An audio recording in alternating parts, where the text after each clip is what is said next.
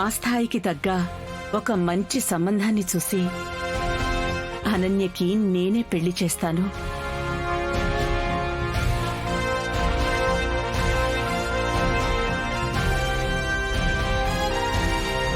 ఏమంటావ్?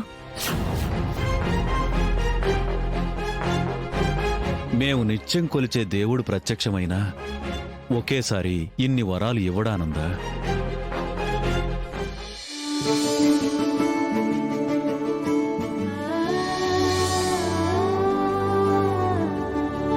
ఇంతసేపు మనం మాట్లాడుకుంటా ఉండాం గాని కానీ అసలు పెండ్లి చేసుకోబోయేవాళ్లు వాళ్ళిద్దరినీ మాట్లాడుకోనివ్వలేదు.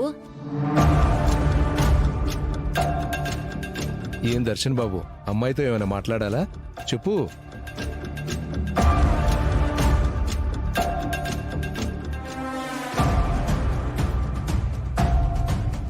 ఏమైనా మాట్లాడాలా అమ్మా?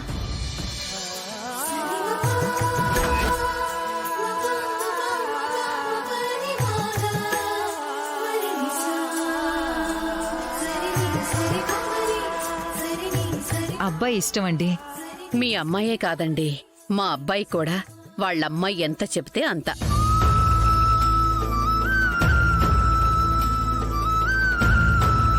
ఏ మాటకా మాట చెప్పుకోవలే గాని నువ్వు మాత్రం మామూలు మనిషివి కాదే తల్లి.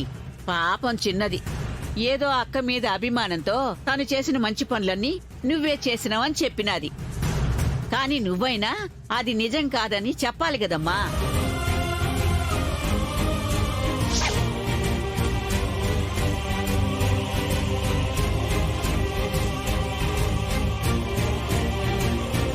తను చెప్పాలనుకున్నది నేను చెప్తాను. ఇప్పుడు ఆ విషయాలన్నీ ఎందుకత్తయ్యా? ఏదో మాట వరుసకు అన్నాను అంతే.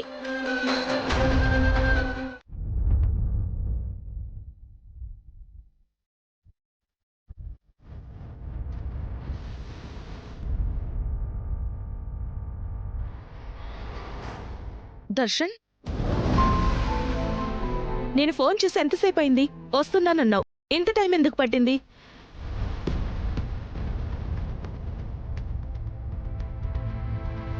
అవును, ఫోన్ చేస్తే వచ్చి మాట్లాడతాను అన్నావు. దేని గురించి? మన విషయం మీ అమ్మగారితో మాట్లాడావా?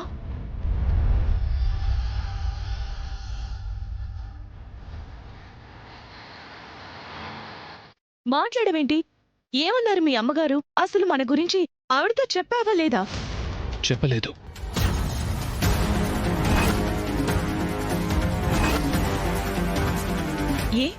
ఏ అంటే అమ్మ నన్ను సడన్ గా విశ్వనాథం అంకుల్ ఇంటికి తీసుకెళ్ళింది. దేని గురించి?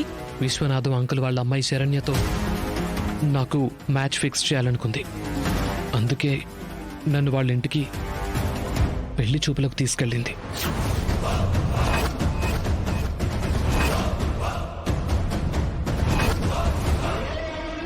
నీకు పెళ్లి చూపులా?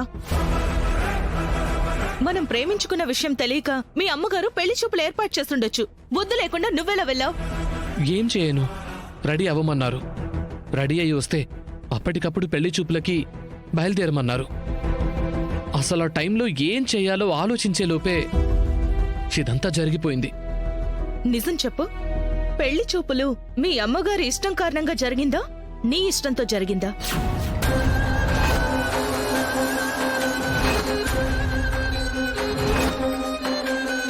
ఏం మాట్లాడుతున్నావు? నేను ఇష్టపడి పెళ్లి చూపులకు వెళ్ళాననుకుంటున్నావా? ఎందుకు అనుకోకూడదు?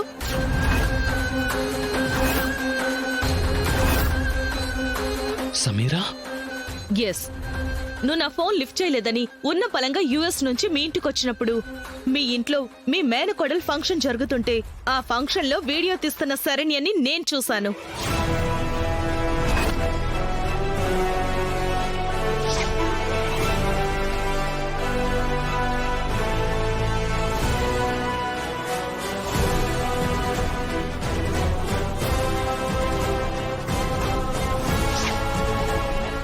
ఆ తర్వాత పబ్ లో మనకున్న ప్రాబ్లం గురించి ఆలోచించకుండా నేను ఫీల్ అయి వెళ్ళిపోతే నా గురించి కూడా పట్టించుకోకుండా ఆ శరణ్య ప్రాబ్లంలో ఉంది అని తనను సేవ్ చేసే పనిలో బిజీ అయిపోయావు.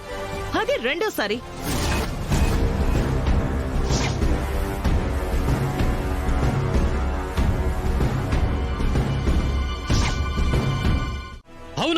అవును, నేను దొంగనే.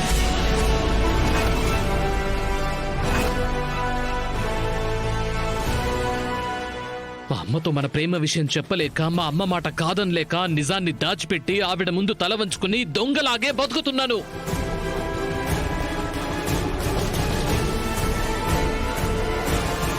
నేను మీ ఇంట్లో ఫంక్షన్లో చూశాను, శరణ్యకి హెల్ప్ చేస్తుంటే చూశాను, ఫంక్షన్లో తనతో పక్కన నిలబడితే చూశాను అంటున్నావు కదా. సంవత్సరాల తరబడి నిన్నే కదా నేను ప్రేమిస్తోంది, నీకోసమే కదా స్ట్రగుల్ని ఫేస్ చేస్తోంది. ఆ ప్రేమని గెలిపించుకోవడానికే కదా ఇంత నలిగిపోతోంది.